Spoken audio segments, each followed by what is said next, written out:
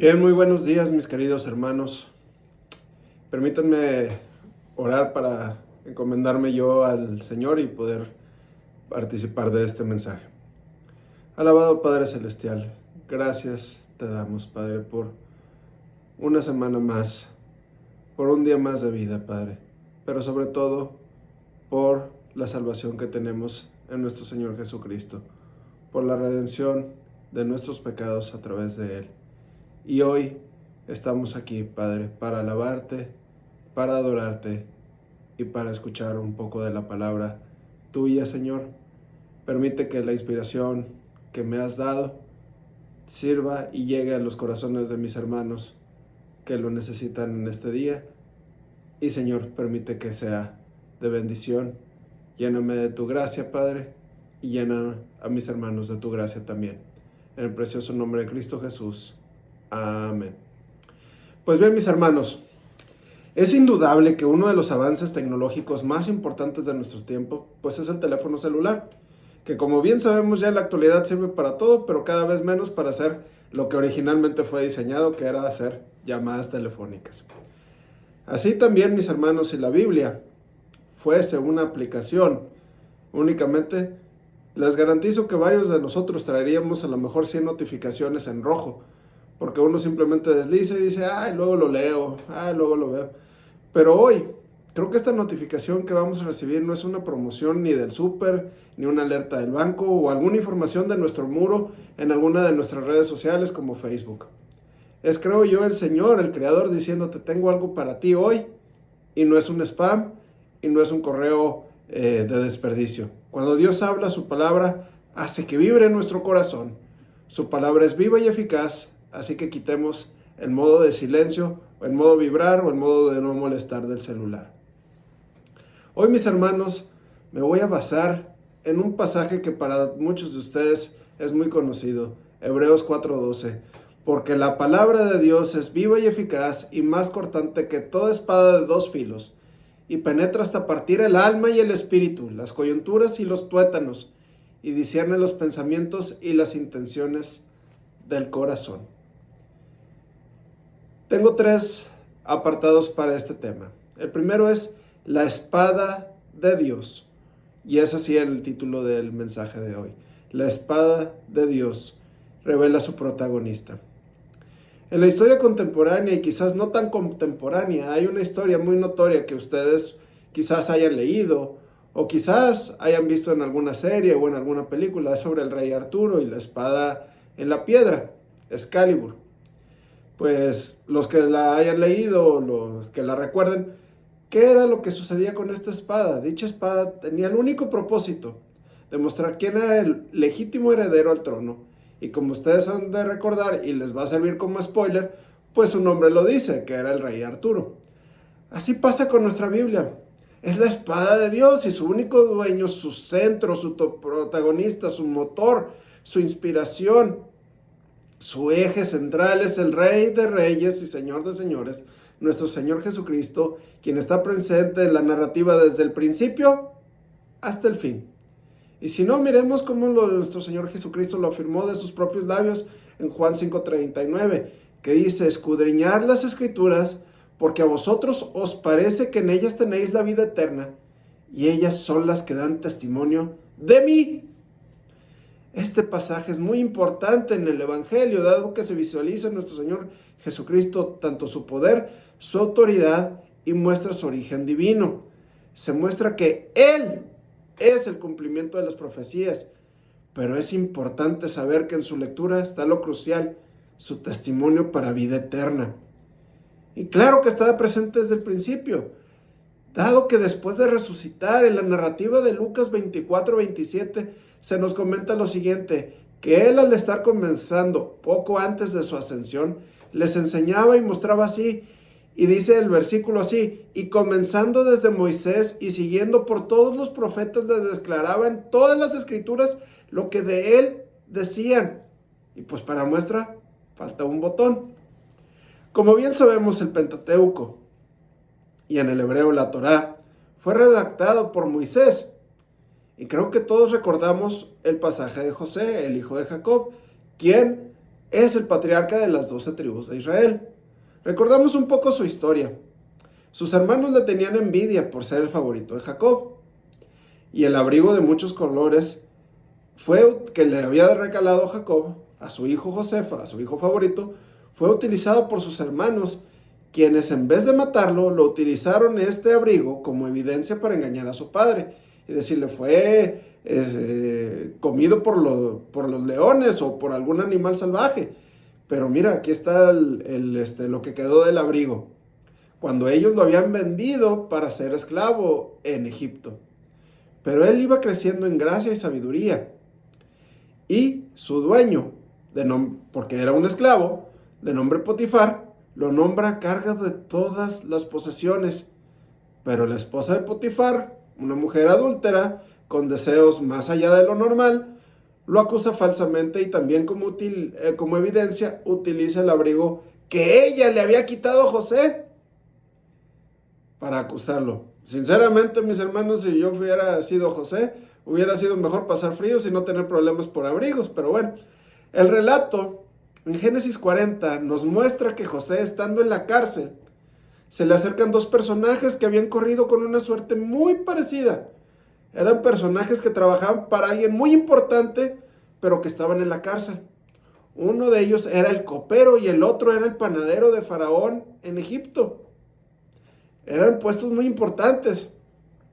Se le acercó el copero y le contó el sueño que veía 3 sarmientos, de los cuales las uvas maduraban y él los exprimía en la copa del faraón.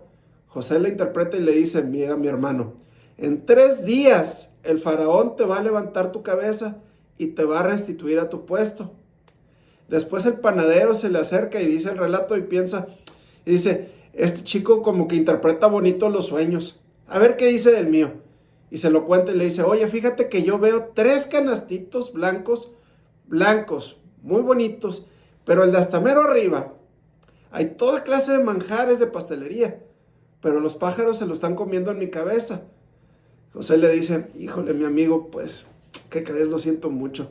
También son 3 días, pero lamento decirte que a ti el faraón te va a levantar la cabeza, pero para colgarte. Se nos narra, mis hermanos, que pasaron los 3 días y en efecto al copero se le restituye su puesto y el panadero lo terminan ahorcando, como fue la interpretación de José. Algo que se nos cuenta es que José le dice al copero, oye, pero ya te interpreté el sueño, ya te ayudé, ya te eché la mano, pero acuérdate de mí, que se me haga justicia, yo soy inocente. Pero el copero, al recuperar su libertad y su puesto, se olvidó plenamente de José. Creo que ya se dieron cuenta del simbolismo de este relato de José. Si no, aquí les narro la interpretación. La paga de pecado es muerte, eso lo sabemos. Por ende, el pan de vida estaba en un canastillo blanco. Y es decir, este canastillo blanco representa al Cordero sin mancha.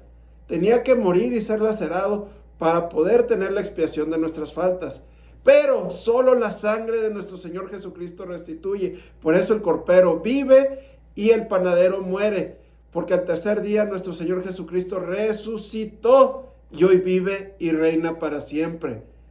La última parte es que no por obra de los humanos, dado que, como vimos, a José no se pudo confiar en un hombre, lo traicionaron, traicionó su confianza. Solamente en el plan divino de nuestro Dios es que vemos en la culminación de la historia que él fue llevado para interpretar después los sueños del faraón, y de ahí se le restaura una posición incluso por encima de lo que es ser copero o panadero, y es puesto a cargo de todo Egipto. Después del relato llegaron sus hermanos y se establecen en Egipto y tuvieron su momento familiar de reencuentro, de perdón entre ellos y de reconciliación. Incluso les dice, oigan, la voluntad del Señor es buena, agradable y perfecta. Si yo pasé por problemas, sí. Sufrí mucho, sí. Pero gracias a eso el Señor nos ha restaurado y estamos y los he podido ayudar para que ustedes sigan viviendo. Así que, como vemos, mis hermanos, esta muestra que desde el Génesis hasta el Apocalipsis, el autor, el protagonista, el centro, el tema, el eje es nuestro Señor Jesucristo. Entonces, mi hermano, si al leer tú no encuentras a nuestro Señor Jesucristo, te ha faltado la mejor parte de la Biblia. La palabra de Dios es la espada que te corta toda la niebla y puedes ver al Rey de Reyes y Señor de Señores en todo su texto y lo puedes sentir, pero te invito a poner los lentes necesarios, que son el Espíritu Santo, y este es mi segundo punto. Hace 27 años, en 1998, Jim Carrey interpretó y protagonizó la película The Truman Show. Esta película surgió como consecuencia de lo que estaba pasando en ese momento, que eran todos estos reality shows. Estaba de moda en aquel entonces Big Brother, y después han surgido todos los demás que ya tenemos conocimiento. Pero si ustedes recuerdan la película, todo giraba obviamente en torno al personaje de Truman, pero la transición ocurre cuando éste se da cuenta que su vida era ficticia y que simplemente era un programa más de televisión. ¿Qué pasa? Todo se desilusiona y todo cambia. Ahora sí que, mis hermanos, aquí aplica el dicho: todo depende del cristal con que se mire. Una de las cosas de mayor relevancia es poder entender esta sabiduría y descubrir los misterios de la Biblia.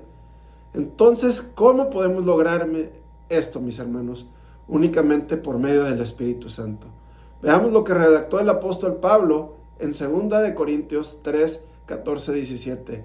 Pero el entendimiento de ellos se embotó, porque hasta el día de hoy, cuando leen el antiguo pacto, les queda el mismo velo no descubierto, el cual por Cristo es quitado. Y aún hasta el día de hoy, cuando se lee a Moisés, el velo está puesto sobre el corazón de ellos, pero cuando se conviertan al Señor, el velo se quitará, porque el Señor es el Espíritu, y donde está el Espíritu del Señor, allí hay libertad.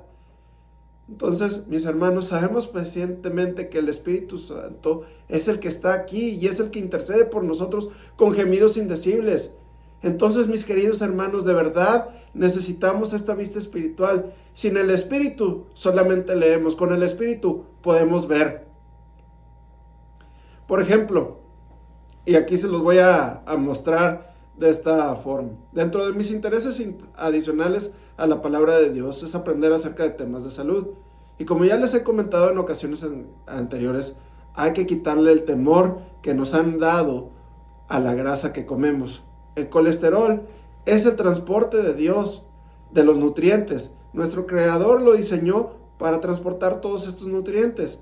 Solamente con el Espíritu Santo pude comprender el Salmo 109, 18, donde dice: y entró como agua en sus entrañas y como aceite en sus huesos. Este Salmo de David es un recordatorio a los enemigos y a los insensatos de lo que sucederá por su condición contraria a la bendición y su prevalencia en la maldición. Pero esta parte expresada del versículo 18 me mostró lo que ahora se sabe, que esta grasa, el colesterol, es el transporte de los nutrientes. Si no, ¿para qué va a entrar en los huesos? Pues es su función, es esa, es la de nutrir. Es por ello, mis hermanos, que les digo con absoluta confianza: pueden comer grasas saturadas, mantequilla, manteca, aceite de oliva, de aguacate y de coco. Pero por favor, dejen y olviden los aceites comerciales, canola, maíz, algodón, todo eso. Y no porque los insumos sean malos, es en el proceso de extracción que es lo que está dañino. Todos esos químicos y componentes que los vuelven rancios y los desodorizan con hexano, entre otros químicos. Mejor comas el maíz. Pero eso sí, bajen mucho los carbohidratos, porque ahí en el exceso de las azúcares es donde está el problema. Se le pega el colesterol y este proceso se llama glicosilación, es decir, lo azucara, si es que valga la expresión, y es así como estas grasas ya no nutren, sino destruyen. Entonces, cierro este paréntesis. Pero mis hermanos, así como yo pude comprender esto, hay alguien que me dice, es que me dice la gente: Juan Carlos, es que yo no entiendo la Biblia, está en un español de España, medio viejo y un poco difícil de entender. Oye, pero bueno, sinceramente demos gracias. Sinceramente yo le doy gracias a la Reforma Protestante que se pudo traducir al castellano. Si no, nosotros seguiríamos hablando en nuestros idiomas, pero el texto estaría en latín. Sabemos que ya hay muchas versiones más actualizadas de la Biblia. De hecho, hace poco oí el testimonio de uno de los hermanos Gedeones, esta organización que reparte gratuitamente las Biblias en todo el mundo y en lugares como los hoteles, escuelas, hospitales. La Biblia ya ha sido traducida a más de 700 idiomas. Entonces, mis hermanos, no es excusa que el idioma sea distinto. Más bien nos hace falta la visión correcta para interpretar la palabra.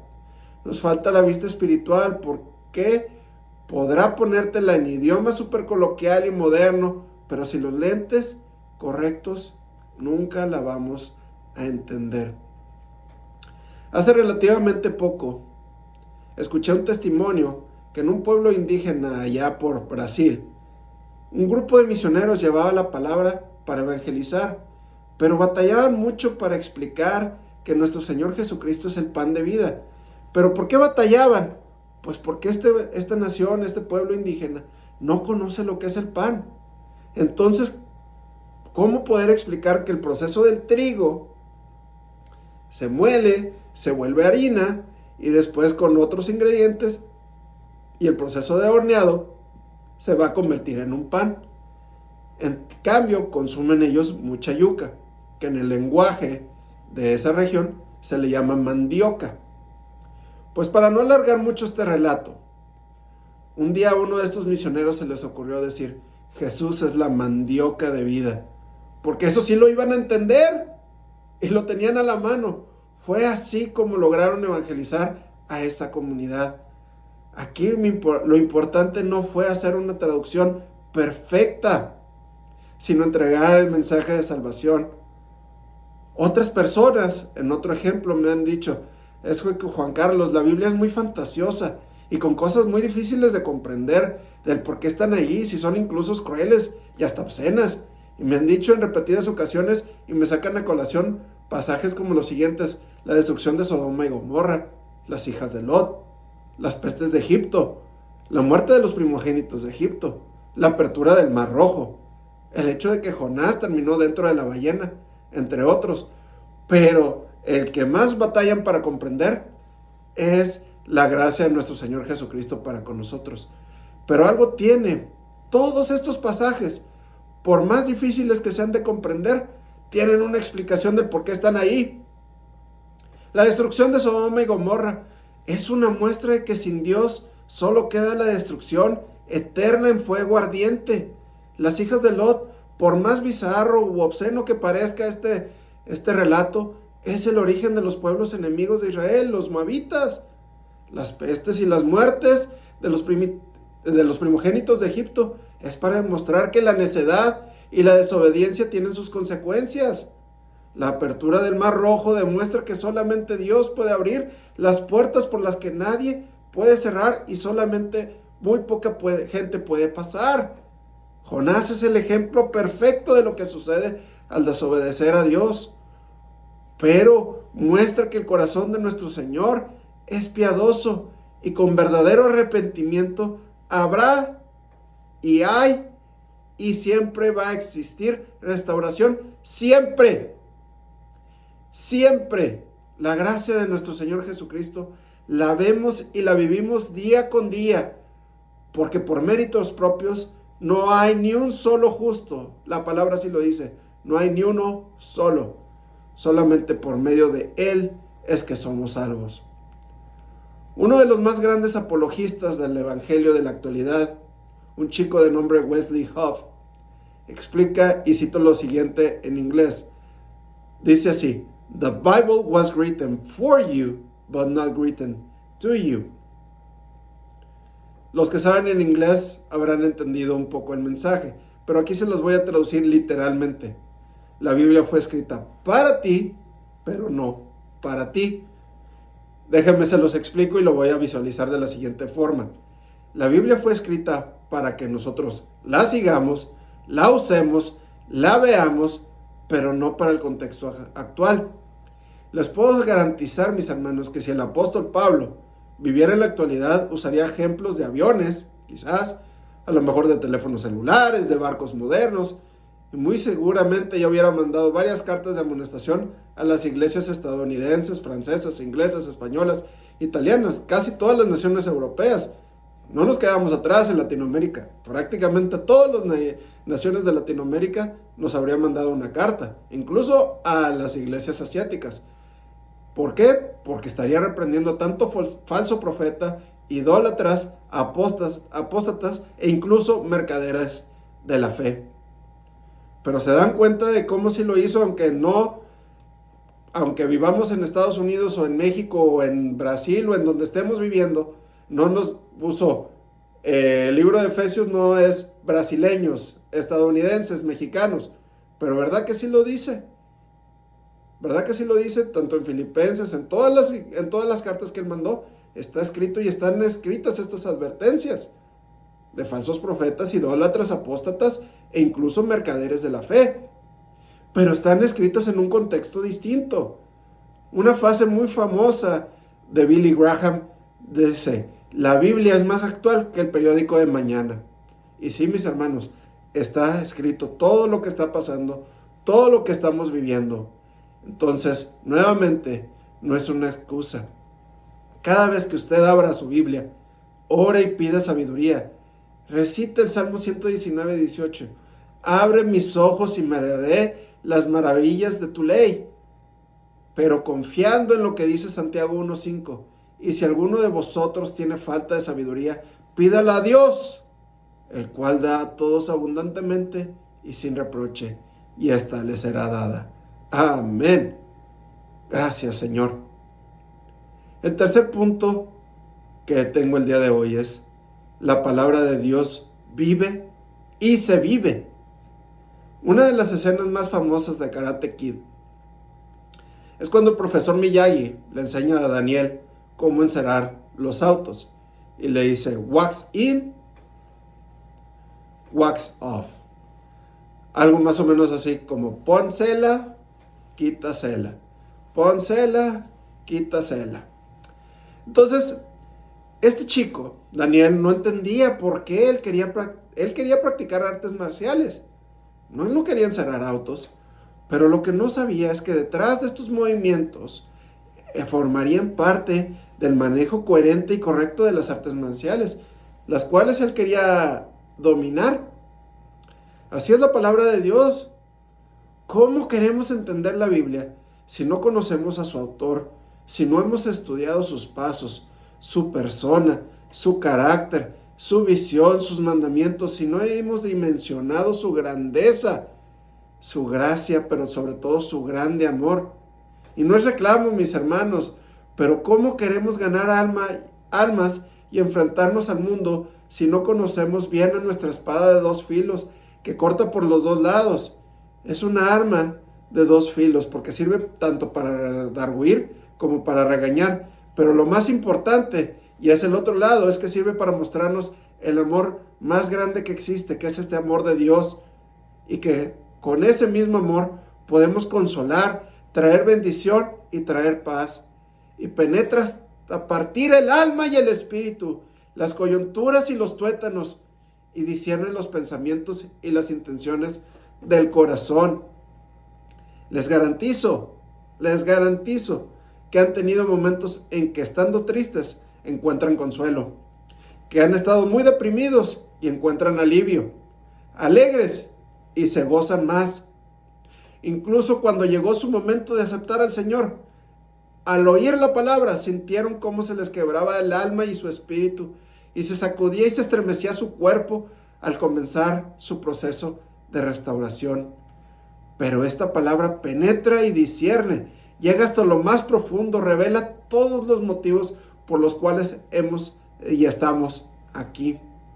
El Salmo 139, 23, 24 dice: examíname, oh Dios, y conoce mi corazón. Pruébame y conoce mis pensamientos, y ve si hay en mí camino de perversidad, y guíame en el camino correcto. La palabra de Dios no solo informa, forma y transforma. Dado que si necesita usted un consejo de vida, acuda a Proverbios. ¿Necesita usted esperanza? Vaya a los evangelios. ¿Necesita usted alabar y adorar? Vaya a los salmos. ¿Usted está agradecido con el Señor? Lea el Salmo 145. ¿Usted está arrepentido por algo que ha hecho? Lea el Salmo 51. ¿Quiere saber acerca de historia universal? Busque la Torá y parte del Antiguo Testamento. Ahí viene mucha narrativa de la historia universal. ¿Usted quiere profecías? Pues vaya a los profetas y al Apocalipsis. Pero únicamente gracia y paz, únicamente nuestro Señor Jesucristo, quien es el Rey de Reyes y Señor de Señores.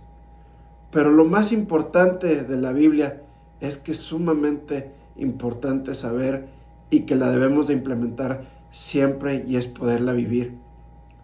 Hace unos meses me compartió una persona cercana a mí y me decía: híjole, cómo me hubiese gustado que hubieras estado en una conversación que tuve hace poco con otra persona, porque no supo debatir muy bien los puntos bíblicos con esta persona en conversa. Aquí creo que dos cosas pasaron. Sirvió para que esta persona se dé cuenta que le falta estudiar más la palabra y que le falta afianzar su relación con el Señor. Pero esos pocos o muchos argumentos que esta persona compartió, a la larga le servirán para que aquella persona inconversa vea y viva lo maravilloso que es vivir tomado de la mano de Dios. Dios a usted le ha prestado su espada, es más, se la ha regalado, la tiene al alcance de su mano. Hay que vivirla. Pero Juan Carlos, ¿cómo es que se vive? Nuestro Señor Jesucristo nos enseñó en Juan 13:17, si sabéis estas cosas, bienaventurados seréis si las hiciereis.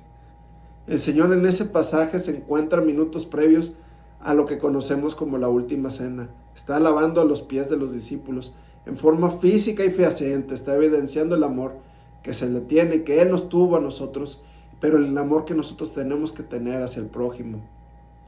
Y nuestro Señor Jesucristo termina diciendo algo muy crucial dentro de este pasaje, donde posteriormente se establecería la Santa Comunión. Y dice en el versículo 20, de cierto os digo, el que recibe al que yo enviaré, me recibe a mí, y el que me recibe a mí, recibe al que me envió. De hecho, ahí nos está haciendo ver que si recibimos al Espíritu Santo, porque Él lo enviará después, se le recibe a Él, y recibiendo a nuestro Señor Jesucristo, recibimos al Padre. ¡Aleluya! Este es parte del centro de los evangelios, mis hermanos. Pero algo que es muy bonito y lo podemos ver en Santiago 1, en los versículos 22 al 27. Y como ven, la palabra de Dios es viva y eficaz. Esto solo sería una predicación. Simplemente leerlo, van a darse cuenta que es una predicación en 5 versículos de la Biblia. Pero sed hacedores de la palabra y no tan solamente oidores, engañándonos a vosotros mismos. Porque si alguno es oidor de la palabra, pero no hacedor de ella, este es semejante al hombre que considera en un espejo su rostro natural, porque él se considera a sí mismo y se va, y luego olvida cómo era. Mas el que mira atentamente en la perfecta ley, la de la libertad, y persevera en ella, no es siendo oidor olvidadizo, sino hacedor de la obra, este será bienaventurado en lo que hace. Si alguno se cree religioso entre vosotros y no refrena su lengua, sino que engaña su corazón, la religión del tal es vana. La religión pura y sin mancha, sin mácula, delante de Dios el Padre es esta: visitar a los huérfanos y a las viudas en sus tribulaciones y guardarse sin mancha del mundo. ¿Vieron cómo es una predicación en 5 versículos? Así que, mis amados hermanos, nuestro Señor Jesucristo no es una religión, y no se trata de vivir una religiosidad, pero sí de vivir en comunión intensa y profunda con Él, donde nuestro Señor Jesucristo no es únicamente nuestra prioridad, es nuestro centro, es nuestro eje, es nuestro motor de vida.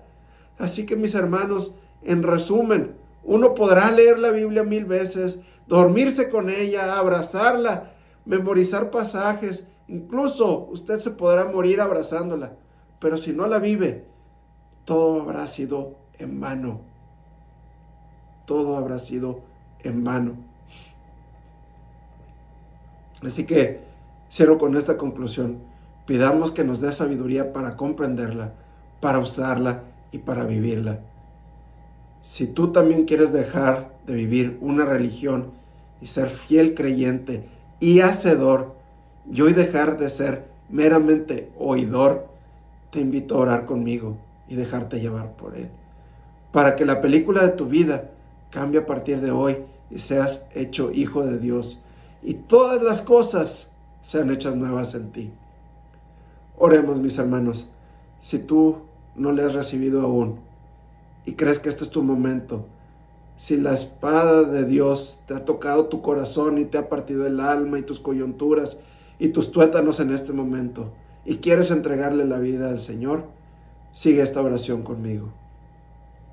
Padre y Señor mío, sé que he pecado, sé que estoy destituido de tu gracia, mas sin embargo, tú nos has dado nuestro Señor Jesucristo, a quien recibo yo en este momento. Y te pido, Señor Jesucristo, entra en mi corazón. Sé que estás tocando la puerta de mi corazón. Te la estoy abriendo. Entra para que cenemos juntos, como dice tu palabra. Quiero comenzar el camino de mi restauración, de mi redención, y que todas las cosas sean hechas nuevas. Por favor, escribe mi nombre en el libro de la vida en este momento. Ahora todos mis hermanos, alabado Padre Celestial, cuán grande y maravilloso eres tú. Eres el único Dios vivo y existente. Eres el único Dios que merece toda la honra y la gloria. Eres el único, Señor, a quien podemos decirle: bendito eres, Jehová de los ejércitos. Bendito eres, Dios nuestro. Bendito eres, Señor Jesucristo. Bendito eres solamente tú, Señor. Gracias, Señor, por tanta bendición que nos derramas, desde el hecho de respirar, pasando por los alimentos y teniendo las cosas que nos has dado a ministrar. Pero, Señor, en este momento te entrego las cargas de mis hermanos. Bendice a mis hermanos en su semana laboral que comienza mañana. Bendice a mis hermanos que tengan falta de salud. Bendice a mis hermanos que tengan algún problema de alguna otra índole, porque tú eres Jehová Jireh, que provees todo, porque tú eres Jehová Rafa, que sana todo, porque tú eres Jehová Sama, que estás con nosotros todos los días, y que tú eres Jehová Nisi, que eres nuestra bandera, Señor. Gracias, Padre, por tan bello regalo en la cruz del Calvario, porque por ella, no por nuestros méritos, no por nuestros propios actos, somos salvos y nos has redimido y nos has restaurado. Bendigo en este momento a todos y cada uno de los que me oyen, Padre, en tu precioso nombre, para que tengan tu presencia y tu bendición en esta semana. Que toda tu bendición les acompañe siempre y siempre. Estamos agradecidos contigo por todo, Padre. Infinitas gracias te damos en el precioso nombre que es sobre todo nombre de nuestro Señor Jesucristo. Amén, amén y amén.